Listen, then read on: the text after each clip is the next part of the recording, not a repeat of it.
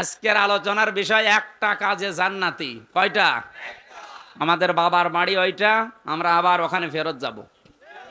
যে একটা কাজ করার জন্য আল্লাহ দুনিয়াতে আমাদের দায়িত্ব দিয়েছে, ওইটা করে যতটুকু হায়াত যার আছে শেষ হয়ে গেলে আবার আসল বাড়ি ফিরে যাব ইনশাআল্লাহ। কুষ্টিয়াতে একবার আমি জেলে যাওয়ার আগে 21 সালের দিকে এক মুরব্বী আমারে বলছিল, হুজুর এত ওয়াজ করেন 1-1.5 ঘন্টা 2 ঘন্টা, এত মনে রাখা যায়? এমন একটা কথা বলেন যে এক কথা মানবো, জান্নাতে চলে যাব। মানে শর্টকাট আমল দেন।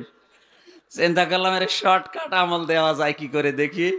কোরআন শরীফ পড়তে পড়তে এই আয়াতটা আমার চোখে ধরা পড়েছে। আমি দেখলাম এর ভেতরে যা আছে একটা কথা আছে, যদি কেউ একটা কথা মেনে নেয় সে জান্নাতি। আমরাও আজকে একটা কথা মেনে শর্টে কাটে জান্নাতে যাব ইনশাআল্লাহ। কিন্তু এই একটাই মানা লাগবে, মানবেন তো? এবার যে গুরুত্বপূর্ণ কথাটা বলছি, অমাং দাআ ইলাইহি হাদা, একালিপ টান আছে। যে ব্যক্তি হেদায়েতের উপরে থাকতে চায় তার জীবনের মেন কাজ হবে সে যেন মানুষকে কোরআন দিয়ে ডাকে। কে দিয়ে? আমি তো হেদায়েতের উপরে থাকতে চাই, এই জন্য জীবনের উপরে রিস্ক নিয়ে হলেও কোরআন দিয়ে ডাক দেই। ও সাপের কাহিনী, মাছের কাহিনী, কুকুরের কাহিনী আমারও মুখস্থ আছে। ও ছাতা বলি করবো কি? ওটা বললে তো আমি হেদায়েতের উপরে থাকতে পারবো না। হাদিসের এই অংশ দ্বারা আমি যেটা বুঝেছি, নবীজি বলেন কেউ যদি হেদায়েতের উপরে থাকতে চায় তার জীবনে মানুষকে ডাক দেওয়া লাগবে কোরআন দিয়ে। কারণ এটাই হচ্ছে হেদায়েতের মশাল, ফিহি মাসাবিহিল হুদা ও মানারিল হিকমা। হেদায়েত দেওয়ার জন্য একটাই কিতাব এখন দুনিয়ায় আছে। পৃথিবীর কোনো কিতাব মানুষকে হেদায়েত দিতে পারে না, পারবেও না, এই একটাই কিতাব ছাড়া। এই জন্যে কিতাবের আগে আল্লাহ আলিফ লাম দিয়ে নির্দিষ্ট করে দিয়েছেন, যালিকাল কিতাবু লা রাইবা ফীহ। এই যে কিতাবের আগে আলিফ লাম, এটা খেলা করার জন্য দেয়নি। এই পৃথিবীতে একমাত্র, কেবলমাত্র, শুধুমাত্র একটাই কিতাব এখন আছে যেটা মানুষকে হেদায়েত দিতে পারে, তার নাম কোরআন শরীফ। আয়াতের ব্যাখ্যায় হাদিস পেয়েছি আমি, মানিত্তাবাল হুদা বিগাইরিল কোরআন আদাল্লাহুল্লাহ, তিরমিজি শরীফের হাদিস। নবীজি বলেন কোরআন বাদ দিয়ে কোনো মানুষ যদি পৃথিবীর কোনো জায়গায় ভালো হওয়ার নিয়তেও যায়, আল্লাহ নিজে দায়িত্ব নিয়ে তারে গোমরা বানিয়ে দেয়। এ কথার লোড কত টের পাচ্ছেন? এদিকে তাকান। শব্দটা আদাল্লাহ ইউদিল্লু বাবে ইফআল। এখানে হয়তো আলেম আছে যারা জিজ্ঞাসা করেন বাবে ইফআল থেকে কোনো শব্দ আসলে বাংলা অর্থ দাঁড়াবে। আপনার হয়তো নিয়ত ভালো ছিল, হেদায়েতের জন্যই কোনো জায়গায় গিয়েছিলেন, কিন্তু কোরআন সেখানে ছিল না। এই জন্য আল্লাহ নিজে দায়িত্ব নিয়ে আপনাকে গোমরা বানাবে। হেদায়েত দেওয়ার একচ্ছত্র মালিকানা হামজার। কথা বলে না কেন? কার? উনি যদি দায়িত্ব নিয়ে আপনাকে গোমরা বানিয়ে দেয়, কোন বাবা আপনাকে পথ দেখাবে? নবী কিন্তু দল্লা শব্দ দিতে পারতেন। দল্লা ইয়াদিল্লু বাংলা অর্থ আসতো, আপনি নিজেই নিজেকে খারাপ বানিয়ে ফেলেছেন। আদল্লা শব্দটা দেওয়ার কারণে আকাশ পাতাল পাল্টিয়েছে। এখন আর পৃথিবীর কারো হাতে হেদায়েত নেই, হেদায়েত শুধুমাত্র আল্লাহর হাতে। আল্লাহ যদি কাউকে দায়িত্ব নিয়ে গোমরা বানিয়ে দেয়, তার জন্য আর কোনো পথ প্রদর্শক পৃথিবীতে আকাশে পাওয়া যাবে না। সুতরাং আজকে কুমিল্লার ময়দান থেকে সিদ্ধান্ত নেওয়া লাগবে। আমি নিরপেক্ষ দৃষ্টিতে বলছি, যেই দরবারে কোরআন নেই, ওই দরবার যদি আমার বাবাও কায়েম করে, ও দরবারে আমি নেই। আমি যদি জেনে শুনে বুঝে শুনে ভালো হওয়ার নিয়ে তো ওখানে থাকি, আমাকে গোমরা বানিয়ে দেবে কে? হাজারো দরবার থেকে আজ গোমরা মানুষ বের হচ্ছে, কারণ কোরআন নেই সেখানে। লালনের মাজার কুষ্টিয়ায়, কোরআন শরীফ চলে ওখানে না। আমার মনে হয় সারা দেশ মিলেছে এই কয়মন গাছা পাবেন, তার চেয়ে ডবল গাছা পাওয়া যায় ওখানে। আর একটা কথা বলছি, যেই দলে কোরআন নেই, যে দলের কর্মসূচিতে কোরআনের নিয়ম কানুন চলে না, ওই দলে আমি নেই। ওখানে যদি আমি ভালো হওয়ার নিয়তেও থাকি, আমাকে খারাপ বানাবে কে? কারা কারা এই হাদিসটা মানতে রাজি আছেন দেখি, লিল্লাহে তাকবীর। ওয়াজ হয়ে গেছে না? হ্যাঁ, এবার মোনাজাত করে দি। আবার কি শুনবে? এই কথাটা মেনে নিলেই তো হয়ে গেল। আমার 10-12 বছর আমার চিল্লানো লাগছে, কোরআনের পাখি 50 বছর চিল্লিয়ে গেল এই একটা কথার জন্য। যেখানে কোরআন নেই ওখানে যাবেন না। ওখানে যদি আপনি ভালো হওয়ার নিয়তে যান, ওই দরবারে ওই দলে আপনাকে আল্লাহ খারাপ বানাবে। এটা মনে হয় শুধু এই সামিয়ানার নিচে শেষ। এই হাত তোলা ঠিক থাকবে তো? হাদিসের শেষ কথা কি? ফাকাদ হুদিয়া ইলা সিরাতিম মুস্তাকিম। কেউ যদি কোরআনের ডাকে সাড়া দিতে পারে, মহান আল্লাহ তাকে হেদায়েতের রাস্তা নসিব করে দেবেন। আমরা কম বেশি আল্লাহর দিকে কোরআন দিয়ে হোক হাদিস দিয়ে হোক ডাকি না? ডাকি না? ডাকি। ভালো ভালো কাজও কম বেশি নিজের সামর্থ্য অনুযায়ী আমরা করি। এবার একটা গুরুত্বপূর্ণ কথা বলছি, সূরা হামিম সেজদা 24 নম্বর পারা 19 নম্বর পৃষ্ঠা 7 নম্বর লাইনে আছে 33 নম্বর আয়াত, ওমানা আহসানু কওলাম মিম্মান দাআ ইলাল্লাহি ওয়া আমিলা সলিহা ওয়া ক্বালা ইন্নানি মিনাল মুসলিমিন। এতদিন যেভাবে শুনেছেন এই আয়াতটা ওইভাবে না, নতুন ভাবে বলছি।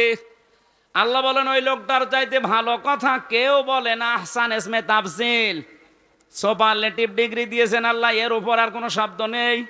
আল্লাহর কাছে সব চাইতে ভালো কথা বলে ওই লোকটা যে আল্লাহর দিকে মানুষকে ডাকে। আয়াতের প্রথম দুইটা কথা কম বেশি আমরা অনেকেই হয়তো জীবনে বাস্তবায়ন করি। 3 নাম্বার কথাটা এই দেশের 100 জনের 95 জন মানুষের জীবনে মেলে না। আপনি আল্লাহর দিকে ডাকছেন, আমিও দেখতে পাচ্ছি, ভালো ভালো কাজও আপনার জীবনে আছে, কিন্তু অকালা ইন্নানি মিনাল মুসলিমিন, বুকে হাত দিয়ে বলা লাগবে যে আমি মুসলমান, এই ঘোষণা দেওয়া এই দেশে এখন সহজ না কঠিন? সব চাইতে বড় কঠিন বিষয় এটা। কারণ কেউ যদি বলে আমি মুসলমান, তার বউ বেপরদায় চলতে পারবে না, সে সুদ খেতে পারবে না, ঘুষ খেতে পারবে না, কোরআন বাদ দিয়ে সে রাজনীতিও করতে পারবে না। এই কথাটা বলা কি অত সহজ? অথচ এই আয়াত দিয়ে আমরা সারা জীবন দাওয়াত দিয়ে বেড়াচ্ছি যে আমার চাইতে ভালো কথা কেউ বলে না, কারণ আল্লাহর দিকে ডাকি, ভালো ভালো কাজ করি, আর আমি মুসলমান। 3 নাম্বারটা আপনি পারবেন না। 3 নাম্বারটা যদি পারতেই হয়, আল্লাহর কোরআনের 500 বিধান আছে শরীয়তের, এটা রাষ্ট্রীয়ভাবে কায়েম করা লাগবে, তাছাড়া বলা সম্ভব না। এই জন্যই নবীজিকে কঠিন মুহূর্তে আল্লাহ দোয়া শিখিয়েছিলেন। হে নবী, আপনি দোয়া করেন, আকুর রব্বি আদখিলনি মুদখালা সিদকিন ওয়া আখরিজনি মুখরাজা সিদকিন ওয়াজআল লি মিন লাদুনকা সুলতানান নাসীরা। সূরা বানী ইসরাঈলের 80 নম্বর আয়াত। আমি যত তাফসীর পড়েছি আয়াতের, রাষ্ট্রীয় ক্ষমতার কথা শুনলে অনেকে রাজনীতি মনে করে, রাষ্ট্রীয় ক্ষমতার কথা শুনলে অনেকে দুনিয়াদার বানিয়ে দেয়।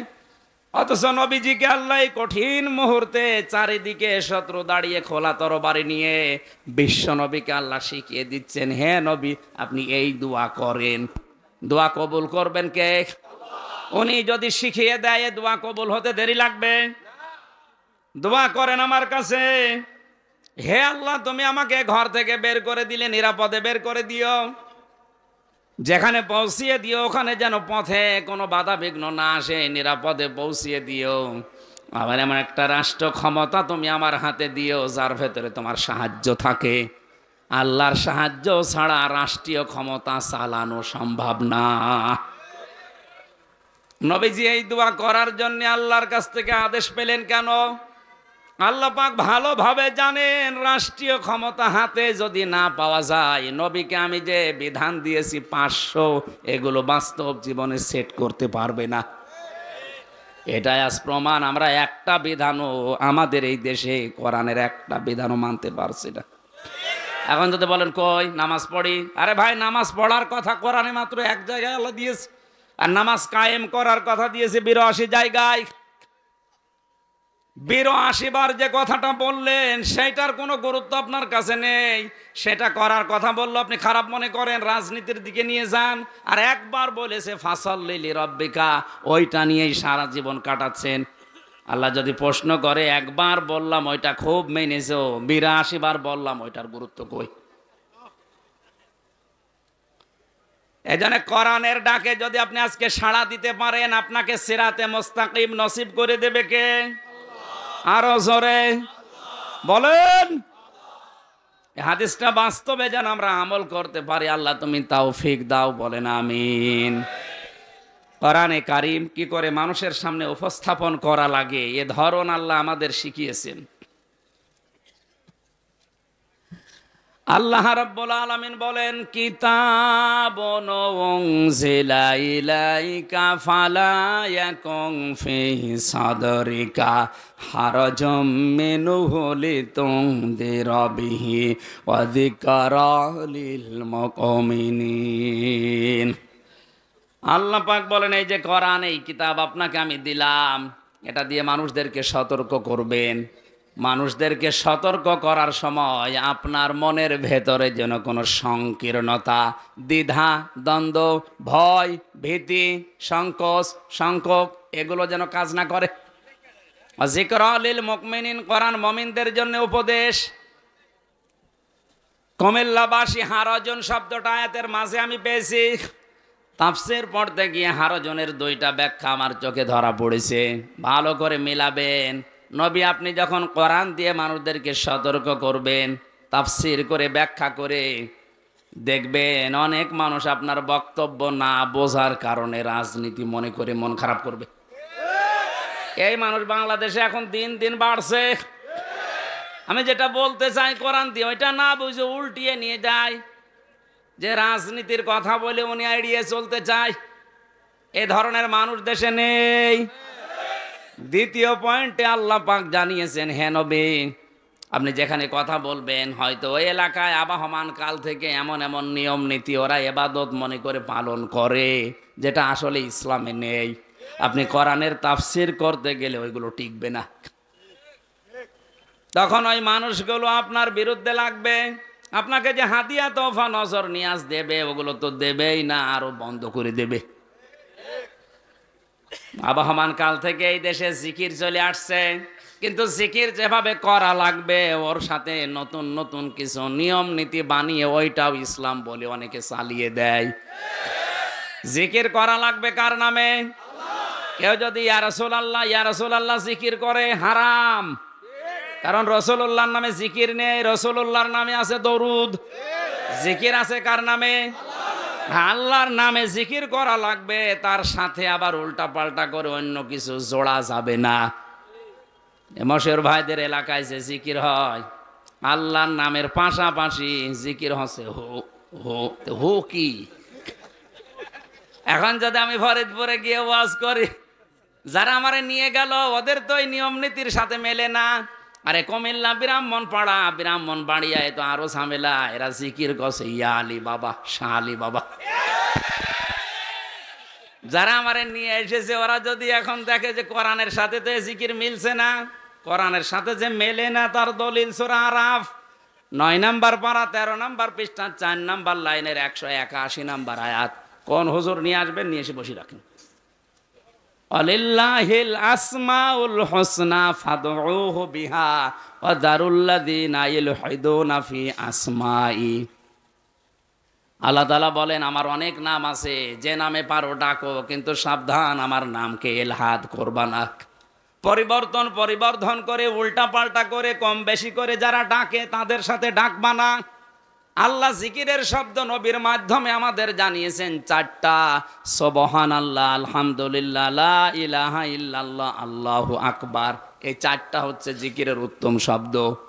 এগুলো বাদ দিয়ে যদি কেউ আল্লাহ আল্লাহ জিকির করার পরে শুরু করে ইয়া আলী বাবা, শাহ আলী বাবা, দয়াল বাবা, আল্লাহর কসম এটা হারাম। এটা যে হারাম তার প্রমাণ সূরা ফুরকান 19 নম্বর পারার 4 নম্বর পৃষ্ঠা 14 নম্বর লাইনে। মাঝের অংশে এটা আছে মাআল্লাহি ইলাহান আখার, আল্লাহকে ডাকে সাথে সাথে অন্য কাউকে যোগ করে।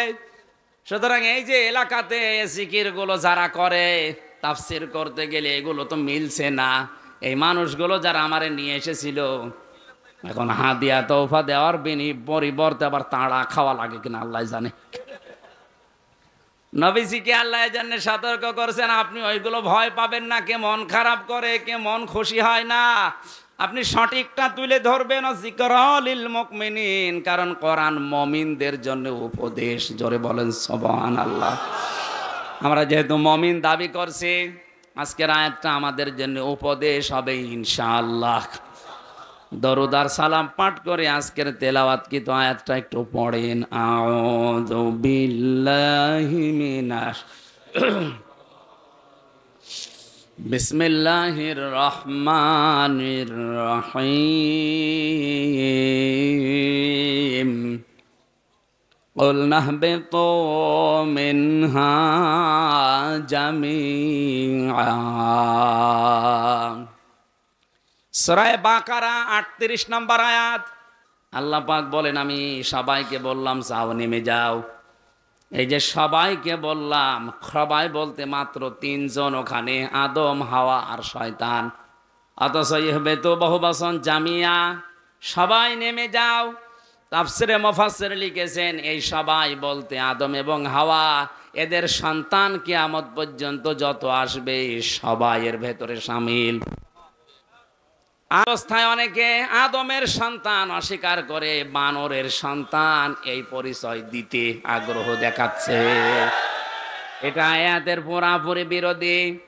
যারা এই দায়িত্বে আছে, যারা এ কথা বলছে আমাদের পূর্বপুরুষ বানর, হতে পারে আপনার পূর্বপুরুষ, আমাদের না। ৯৬% মুসলমানের এই দেশে আমরা এই শিক্ষা মানি না, কারণ কোরআন জানিয়েছে আমরা আদমের সন্তান। হযরত আদম আলাইহিস সালামকে আল্লাহ পাঠিয়ে দিলেন ৬০ হাত লম্বা, ৩৬ হাত মোটা করে বানিয়ে রেখেছেন। নাক দিয়ে রূহ দেওয়ার পরে তিনি হাসি দিয়েছিলেন। হাসি দেওয়ার সঙ্গে সঙ্গে যত জার্ম ছিল ভেতরে সব ওই হাসির মাধ্যমে আল্লাহ বের করে দিলেন। হযরতে আদম খুশি হয়ে বলেছিলেন আলহামদুলিল্লাহ।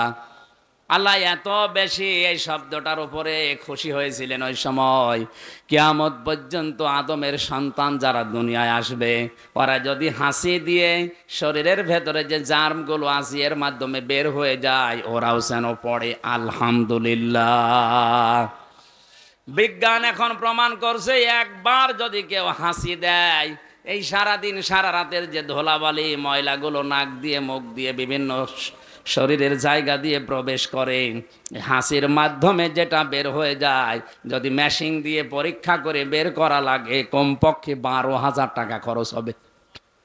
এই জন্যেই তো আলহামদুলিল্লাহ বলার জন্যে, এমনকি পাশে যে থাকবে তারে বলা লাগবে ইয়ারহামুকাল্লাহ, তার পাশে যে থাকবে সে বলবে ইয়াহদিকাল্লাহ। সুবহানাল্লাহ বলতে পারেন নাই?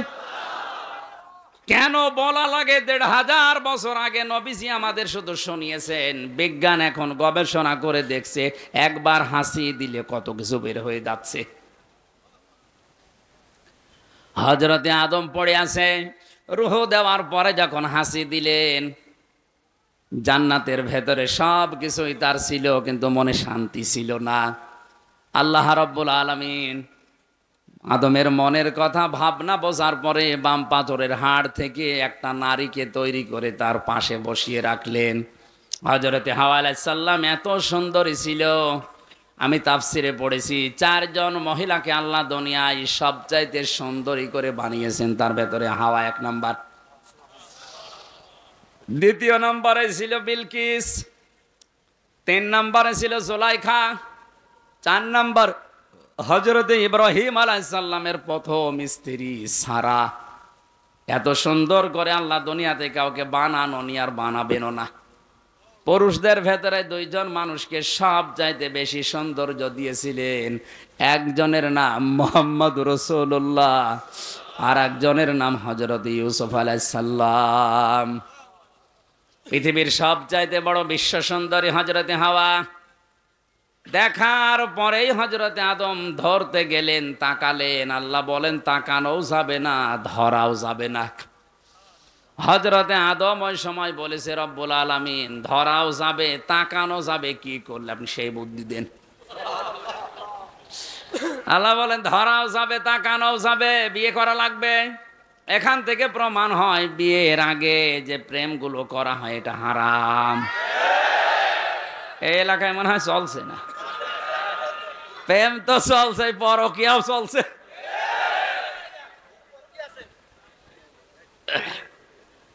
খেয়াল করে শুনবেন, আমি মাসলা বলার জন্যে।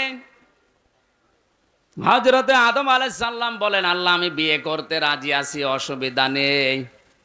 আল্লাহ পাক বলেন বিয়ে করতে রাজি হলে হবে না, দেনমোহর দেওয়া লাগবে। বলেন টাকা পাবো কোথায়? কিছু যখন নেই, আমার শেষ নবী মুহাম্মদুর রাসূলুল্লাহর নামে 10 বার দরুদ পড়ো, ওইটাই আমি দেনমোহর হিসাবে ধরে নেব। তারপরেও তারে দেনমোহর দেওয়া লেগেছে। এখন যদি কেউ চালাকি করে বলে 10 বার না 50 বার পড়ে দিচ্ছি। হযরতে আদম আলাইহিস সালাম বিয়ে হয়ে যাওয়ার পরে এবার যে মূল কথাটা বলার জন্য আমি এটা পড়েছিলাম, হযরতে আদম নবীকে আল্লাহ এবার আদেশ দিলেন অকুলনা ইয়া আদম উসকুন আনতা ওয়া যাওজুকাল জান্নাতা ওয়া কুলা মিনহা রাগাদান হাইসু শি'তুমা। এই খেয়াল করেন, বিয়ে শেষ হওয়ার পরে আল্লাহ পাক বলেন স্ত্রীকে নিয়ে এবার চলে যাও। জান্নাত কার বাড়ি? আদম আলাইহিস সালামের। কার বাড়ি? আমাদের বাবার বাড়ি। আমাদের বাবার বাড়ি না? আল্লাহ পাক জানাতে চাইলেন যে স্ত্রীকে নিয়ে এবার তোমার বাড়ি যাও। তার মানে বিয়ে করার পরে বউ নিয়ে যাওয়া লাগবে বাবার বাড়ি, এইটাই কোরআনের নির্দেশ। অথচ অনেক আছে বিয়ে করে নিজে ঘর জমায় থাকে। এলাকায় ঘর জমায় নেই, ঘাট ধরে তাড়িয়ে দেবে। রাই তুই বিয়ে করে বাবার বাড়ি যাবি, তুই নিজে সহ থেকে যাস। এতটুকু শেষ করেননি, আল্লাহ পাক বলেন তুমি নিজে যাও, তোমার বউকে নিয়ে যাও। অকুলা মিনহা রগদান হাইসু শি'তুমা। এই যে শব্দটা একটু ভালো করে লক্ষ্য করেন, আংতা ওয়াকুলা আল্লাহ দেয়নি, একবারে ওয়াকুলা, তাও দ্বিবচন। আজ নারী পক্ষ, নারী স্বাধীনতা আন্দোলন, নারী বিপ্লব পরিষদ, নারী মুক্তি পরিষদ, প্রায় 13টা সংগঠন কাজ করছে দেশে নারীর পক্ষে। কি দিতে পেরেছেন আপনি? 1500 বছর আগে আমার আল্লাহ যেটা দিয়েছে ওইটা যদি নারীরা এভাবে বুঝতো, ওরা নিজেদের অধিকারের জন্য আন্দোলন করত। আল্লাহ কিভাবে মিলিয়েছেন? অকুলা, হে আদম তুমি নিজের বউকে বাড়িতে নিয়ে যাওয়ার পরে নিজে খাবে, শুধু তা না তুমি যা খাবে স্ত্রীকে ওই মানের খাবার খাওয়াবে। তুমি যেই মানের পোশাক পরবে ওই মানের পোশাক পরা লাগবে তাকে। নিজে খেয়ে আসে মরণের মতো, আর আসার সময় বাদাম নিয়ে আসে। আমি একবার ধরা খেয়েছিলাম বিয়ের পরে, বাইরে থেকে। আমার তো বাড়িতে খাবার খাওয়া লাগে কম, বাইরে সেরকম খাওয়া খেয়েছি। আমার আব্বা জানে যে খেয়েছি। আসার সময় বাদাম নিয়েছি কয়েকটা। আমি বাড়িতে ঢোকার পরে বলছি এই দাঁড়া, কি তোর কাছে কিছু আছে? না আছে। কি? বাদাম। কি করবি? আমার নারে দেব। নিজে তো খেয়েছো মরণের মতো, আর আসার সময় বাদাম নিয়েছ, ভালো জিনিস আনতে পারো না? ওই দিন থেকে বুঝেছিলাম যে না, নিজে যে খাবার খাওয়া লাগবে ওই মানের খাবার স্ত্রীর জন্য ব্যবস্থা করা লাগবে। ওদের অধিকার আল্লাহ কিভাবে দিয়েছেন? আল্লাহ কিন্তু আংতা দিতে পারতেন যে তুমি আগে মরণে খাওয়া খাও, এরপরে যা বাঁচে ওরে দিও না। যতটুকু পারবেন, যতটুকু পড়বেন খাবেন, ওই পরিমাণে ওই মানি দেওয়া লাগবে।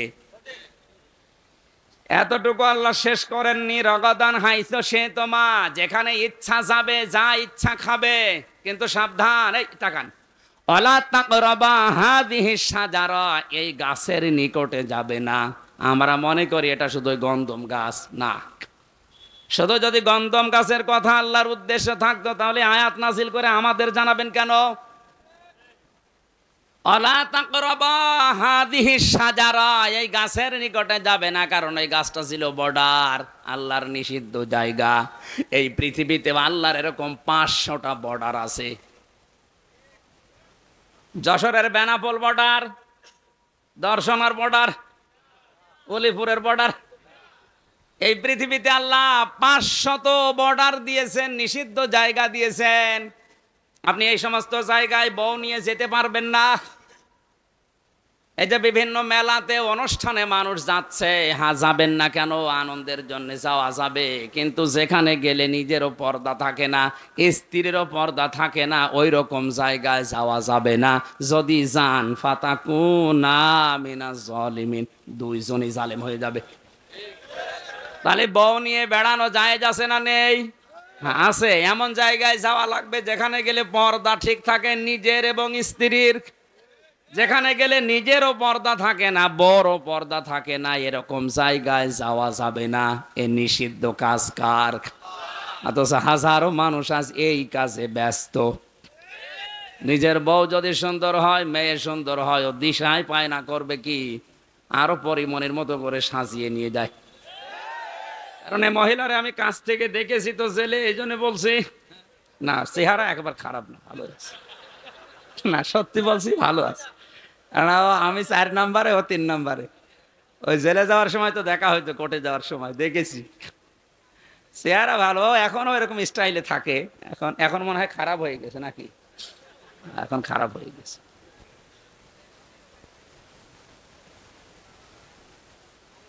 যেখানে গেলে নিজের পর্দা থাকবে না, স্ত্রীর পর্দা থাকে না। আমি একটা হাদিস পড়েছিলাম, বিশ্বনবী বলেন কিয়ামতের ময়দানে 10 প্রকার আকৃতি দিয়ে মানুষকে আল্লাহ তুলবে।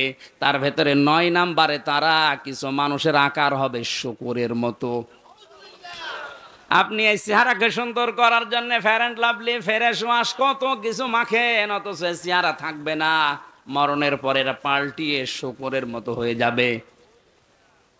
ইয়ারাফুল মুজরিমুনা বিসিমাহুম ফায়ুখাযু বিন নাওয়াসি ওয়াল আকদাম ফাবিআইয়ি আলাই রাব্বিকুমা তুকাযযিবান।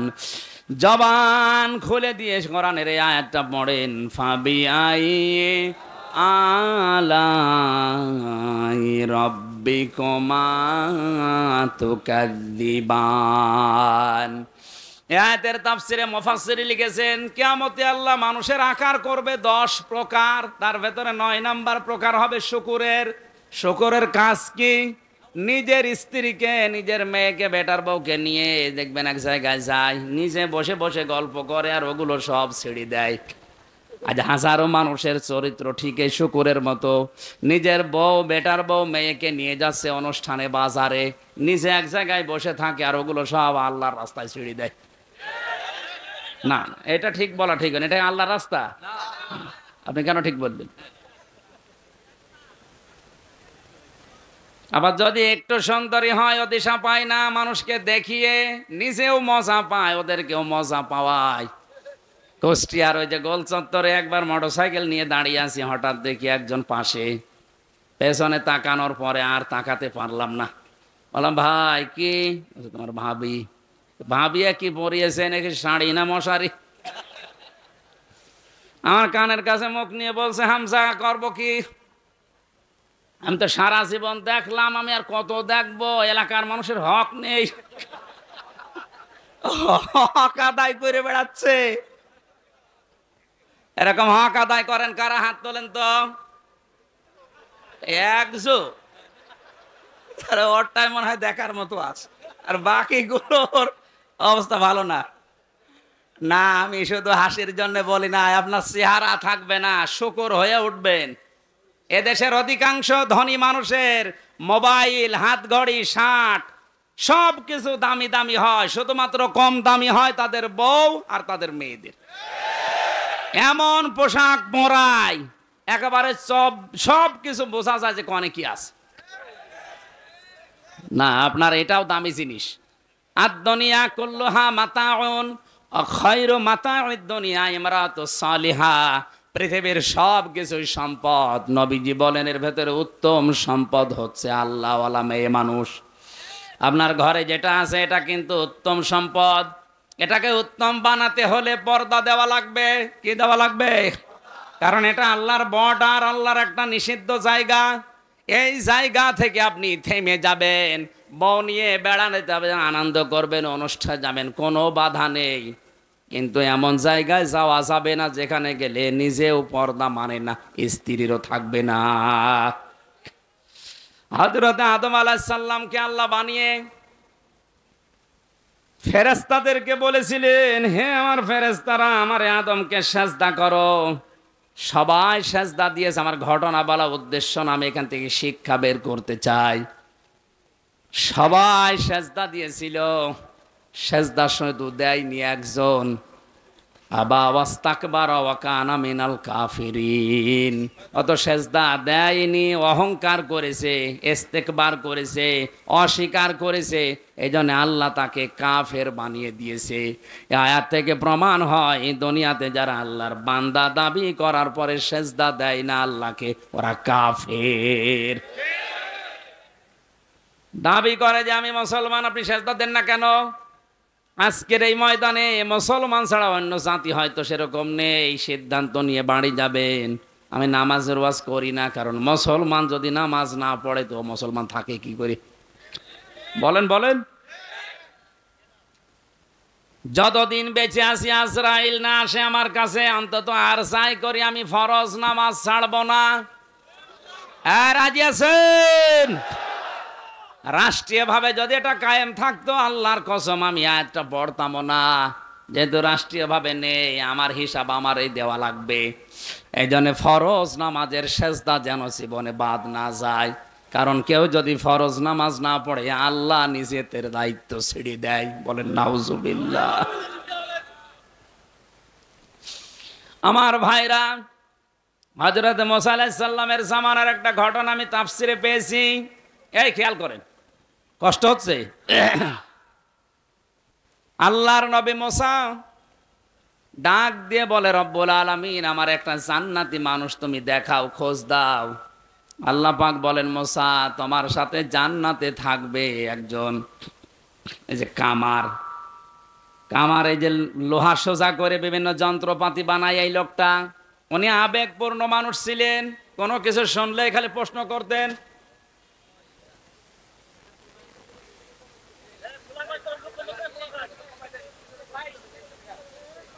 ডাক দিয়ে বলে, রব্বুল আলামিন, তুমি এত মানুষের নাম থাকতে একজন কামারের নাম বললে, কি করে সে এমন আমি দেখবো।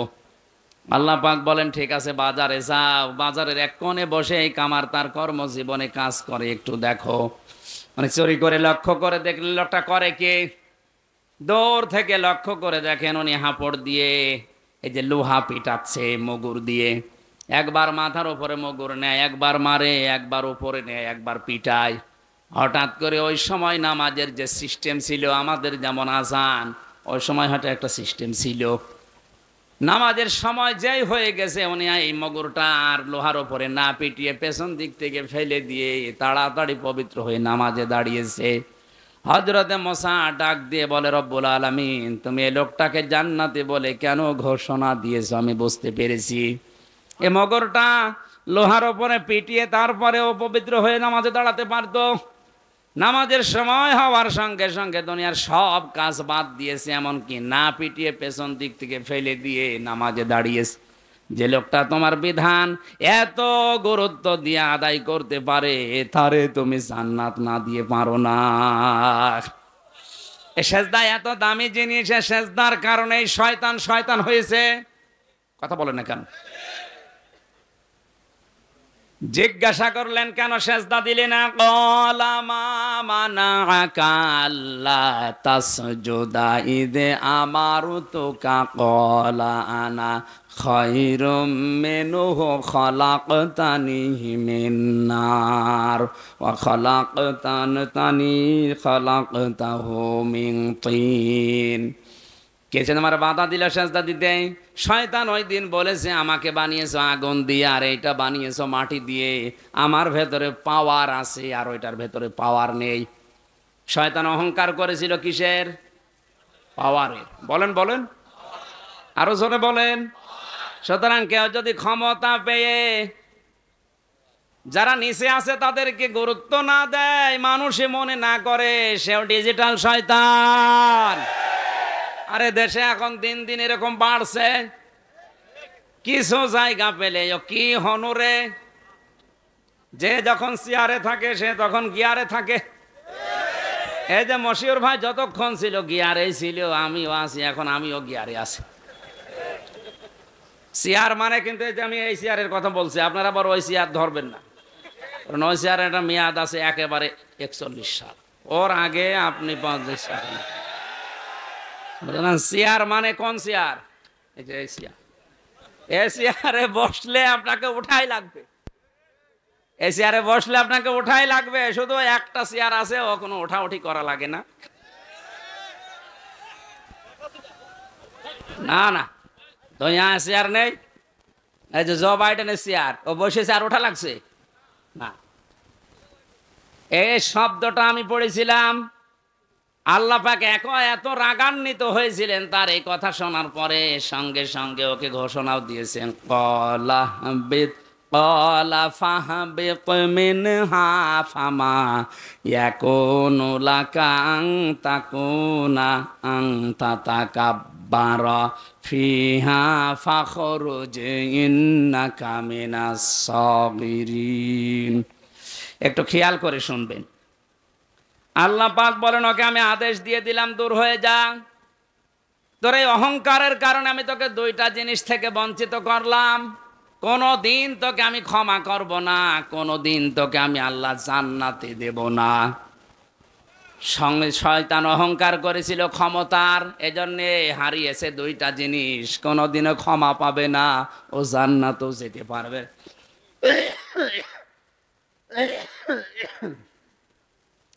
সুতরাং আপনাকে আমি সাবধান করছি, সতর্ক করছি কোরআন দিয়ে, ক্ষমতা পেয়ে কেউ যদি অহংকার করে তাকে আল্লাহ মাফও করবে না, জান্নাতেও দেবে না।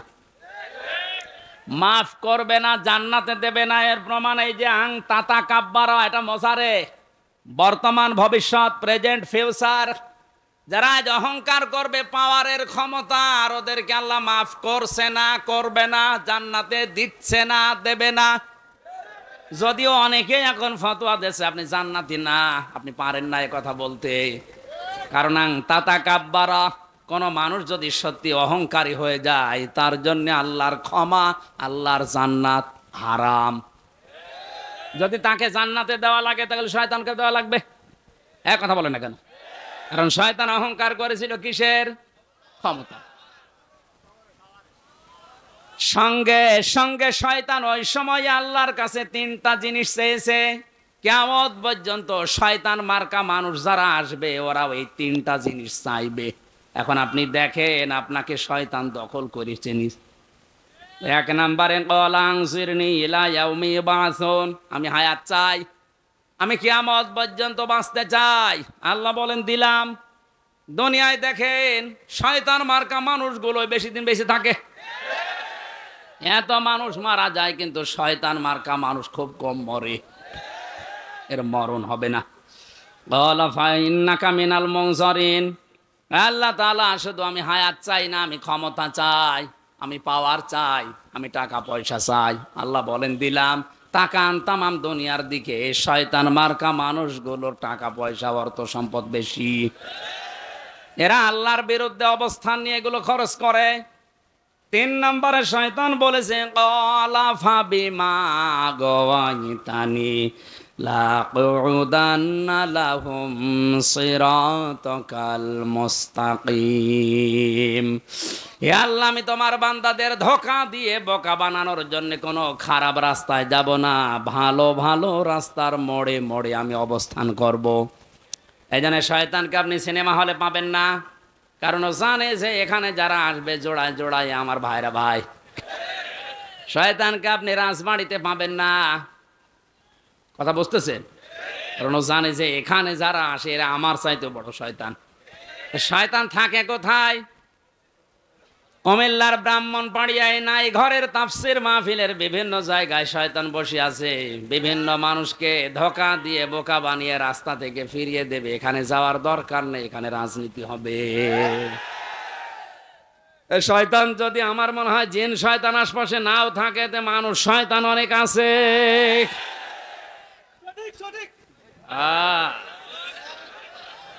ওয়াজ বুঝে ফেলিস, আপনার অত বোঝার দরকার নেই ভাই, আমি শেষ করে দিচ্ছি।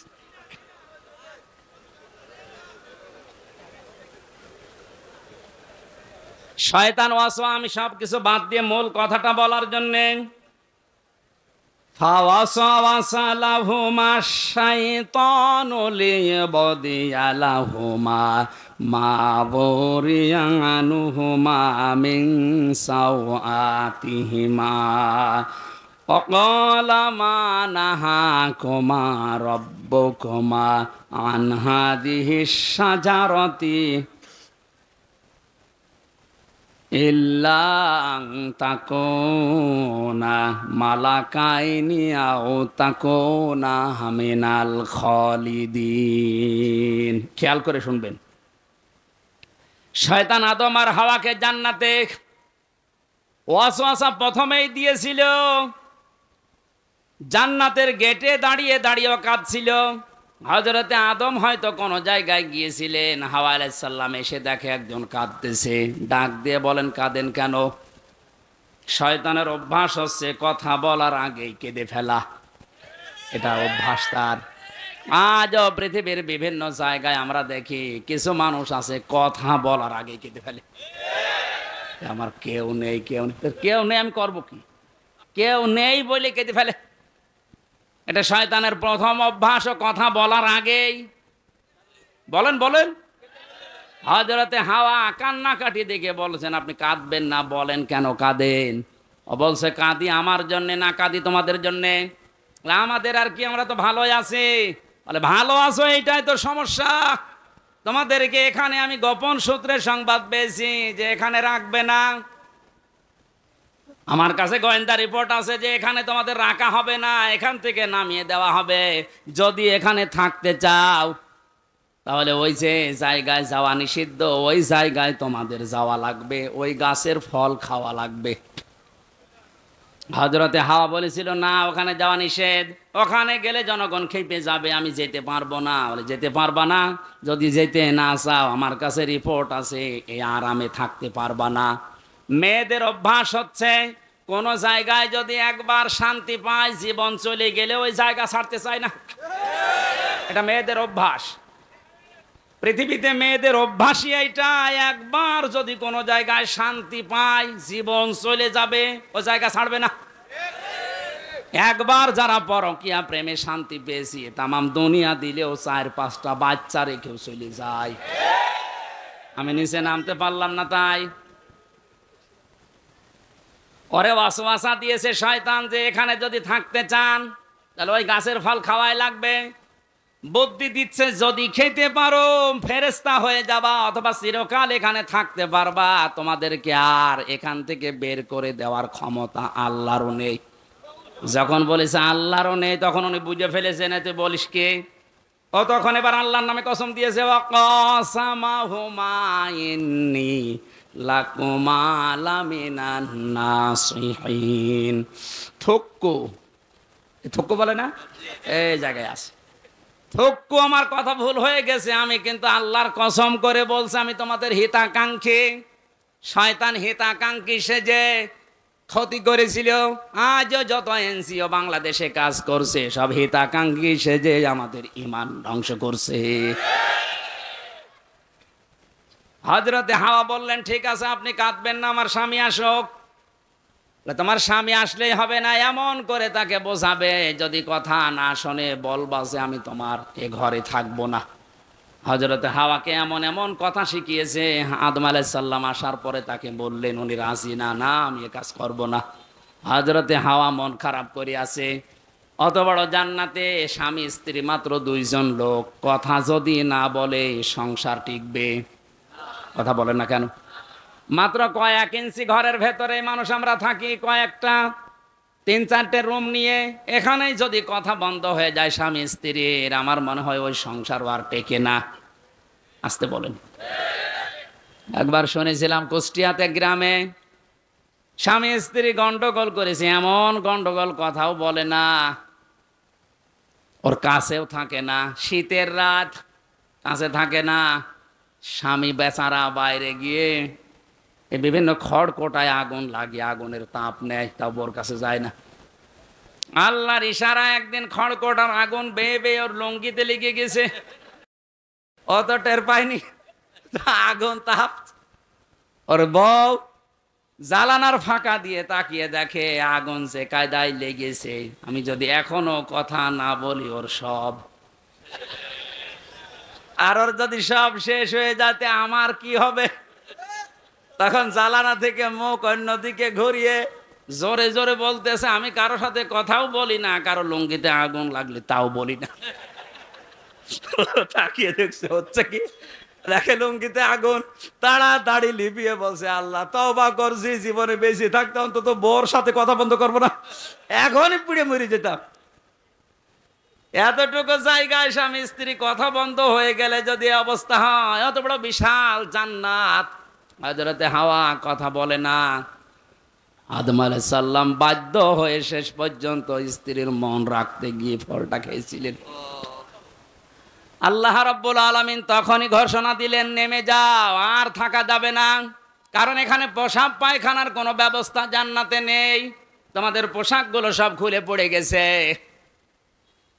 পায়খানা প্রসাবের উদ্রেক দেখা দিয়েছে, আর এটা ওই জায়গা না। এখানে খেয়াল করেন একটা মাসলা, শয়তানের কিন্তু জান্নাত থেকে বের করে দেওয়ার মূল টার্গেট ছিল না, শয়তানের টার্গেট ছিল তাদের লজ্জায় স্থান দেখাক। কথা বুঝতেছেন? শয়তানের টার্গেট ছিল প্রধান এইটা, যে এদেরকে এদের লজ্জায় স্থান আমি দেখব, কারণ শয়তান হচ্ছে যৌনতা ছড়াতে ভালোবাসে। আজ এই শরীফ আর শরীফার গল্পর ভেতরে আমি এইটাই পেয়েছি, সকালে শরীফ, বিকালে উনি শরীফা হয়ে যাবে। আর এটা যদি রাষ্ট্রীয়ভাবে কায়েম করতে পারে, তারপরের দিন সে যদি বলে আমি শরীফা, আমারে এখন মহিলা হোস্টেলে সিট দেন, আপনাকে দেওয়া লাগবে, আপনি যদি না দিতে চান তাহলে আবার মামলা দেবে। এ কথা বলেন না কেন? ও শরীফা বিকালে যায় দাবি করুক, মাল তো শরীফ আছে, শরীফ না। এখন যে আপনার বোন আপনার মেয়ে থাকে হোস্টেলে, ও বেটা শরীফা যাই হোক, ও তো আসল শরীফ, ও থাকলে আগামী প্রজন্ম যার ওর সন্তানে ভরে যাবে। শরীফ থেকে শরীফার দাবি করে এরা মেয়েদের লজ্জা স্থান নিয়ে খেলা করার চেষ্টায় আছে, আর আমাদের আগামী প্রজন্মকে এরা জারজ হিসাবে পরিগণিত করতে চাচ্ছে। ৯৬% মুসলমানের এই দেশে আমাদের যারা দায়িত্বে আছে তাদের বলবো, শুধু আমরা বিপদে পড়বো না, আপনিও বিপদে পড়বেন। পড়বেন কি? আপনার তো আর চরিত্র নেই, আপনার চরিত্র তো ওই রকমই, এজন্য আপনার কিছু মনে হচ্ছে না, কিন্তু আমি তো মানুষ, আমি আদমের সন্তান, আমার তো লজ্জা লাগে যে শরীফ থেকে শরীফা নাম নিয়ে আপনি আমার বোনের কাছে মেয়ের কাছে থাকবেন, এটা মেনে নেওয়া যায়? শয়তান ছিল যৌনবাদী, শয়তান আরো জোরে। হযরতে হাওয়া আলাইহিস সালাম যখন পাতাটা ছিঁড়তে যাবে, আদম আলাইহিস সালাম ছিঁড়তে গিয়েও ছেড়েননি, উনি চলে এসেছেন। হাওয়া আলাইহিস সালাম বলে, কি ছেড়বে না কেন? না, আমার কেমন লাগে। শয়তান যে ওদিকে ধোঁকা দিয়ে বোকা বানিয়ে রেখেছে, তাড়াতাড়ি করে দেখছে না স্বামী তো ছেড়ে না, উনি ছেড়ে ফেলেছিলেন।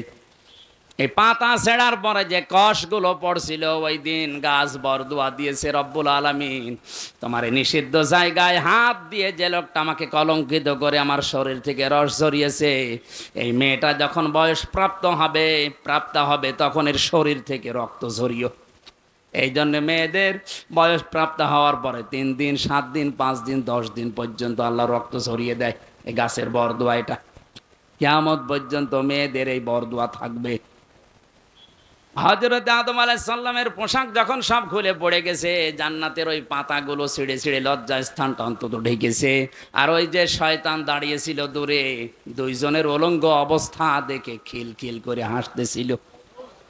এই জন্য শয়তান যৌনতা দেখে আনন্দ পায়, আর মুমিন যৌনতা দেখলে লজ্জা পায়। আর সিনেমা হলগুলোর দিকে তাকান, কি সিনেমা উপহার দিচ্ছে মানুষদেরকে। নবীজি ১৫০০ বছর আগে জানিয়েছে এমন সময় আসবে বাপ আর মেয়ে বসে সেনা করা দেখবে। এখন সেটা চলছে। এই কথা বলেন না কেন? আল্লাহ পাক বলেন যাও, নেমে যাও, এখানে আর থাকা যাবে না।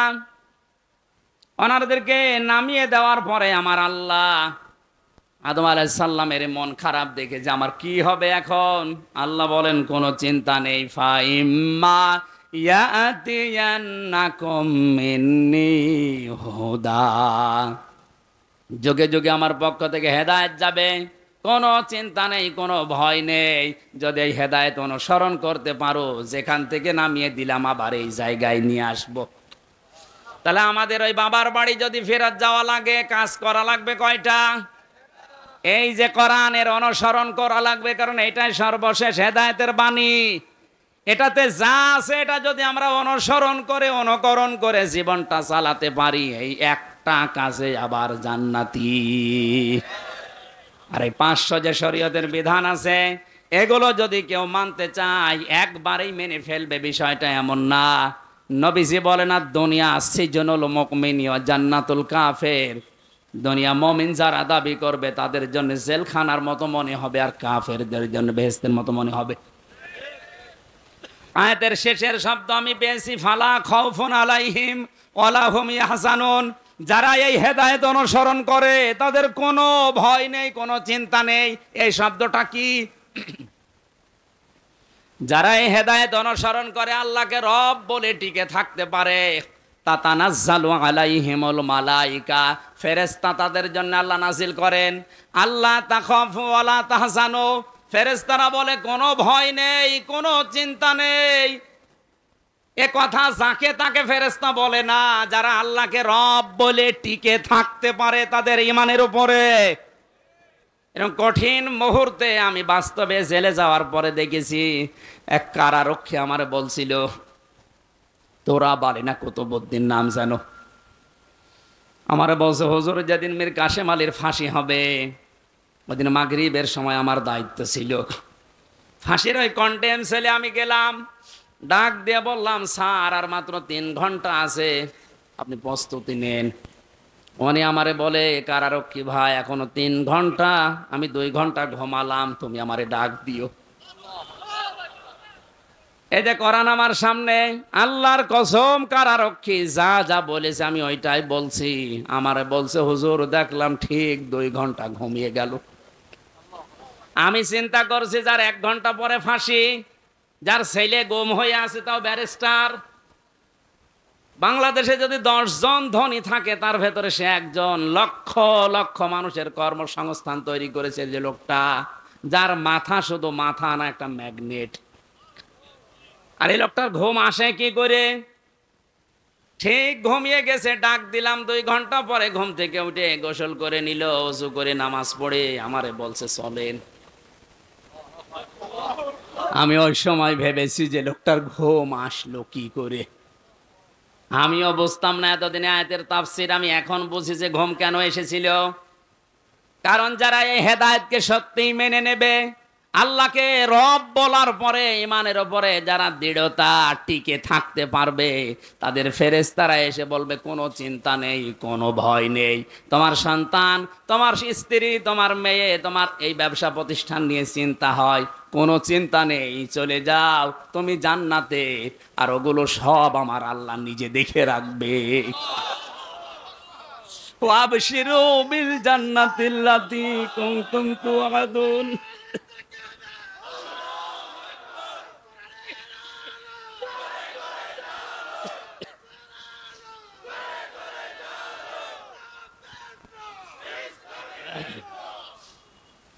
বাস্তবতা এইটা। আমি 3 বছর আটক অবস্থায় না থাকলেও অনেক কিছু জানতাম না। এই আয়াতগুলো আমার বুঝে আসতো যে মানুষের ঘুম আসে কি করে বলেন তো। এই সময় ছেলে হারিয়েছে, গুম হয়েছে, সাধারণ ছেলে না, ছেলে ব্যারিস্টার, বুঝতেছে? তাও আমার মতো সাধারণ হামজা হলে তো হয়তো লক্ষ লক্ষ মানুষ কর্মসংস্থান তৈরি করেছে এই লোকটা, তার মেধা তো মেধা না, আমার মনে হয় তার মাথাটা একটা কম্পিউটার ছিল। এইরকম মানুষের ঘুম আসছে কি করে? আমারই যদি দুইটা মেয়ে নিয়ে একটা বউ নিয়ে ঘুম না আসে, আমার তো আর কিছু নেই, শুধু এইগুলোই। আর তার এত বড় বিশাল সাম্রাজ্য, তার ঘুম আসলো কি করে? অবশ্যই আমার আল্লাহ তাতানাজ্জালু আলাইহিমুল মালাইকা, ফেরেশতা পাঠিয়েছিলেন, নাই তো ঘুম আসার কথা না। জেলখানায় সবচাইতে বেশি চলে, সবচাইতে বেশি চলে ওখানে ঘুমের বড়ি, কারণ ঘুম আসে না। হাজারো মানুষ এই বড়িটার উপরে ঘুম আসতে যায় না, যেন বড়ি বড়ি খেতে আসে। আমি যে কত বড়ি খেয়েছি আমি নিজেও জানি না। অথচ লোকটার মাথার উপরে মাত্র 3টা ঘন্টা, জীবন শেষ হয়ে যাবে, আর বলছে আমি 2 ঘন্টা ঘুমিয়ে নেই। এই জন্য এই হেদায়েতটা যদি আমরা এখনো মেনে চলতে পারি, আবার যেখান থেকে আল্লাহ আমাদের নামিয়ে দিয়েছিলেন, উনি কথা দিয়েছেন ওখানে ফেরত নিয়ে যাবেন, আল্লাহ আমাদেরকে যেন মেনে নেওয়ার তৌফিক দেন।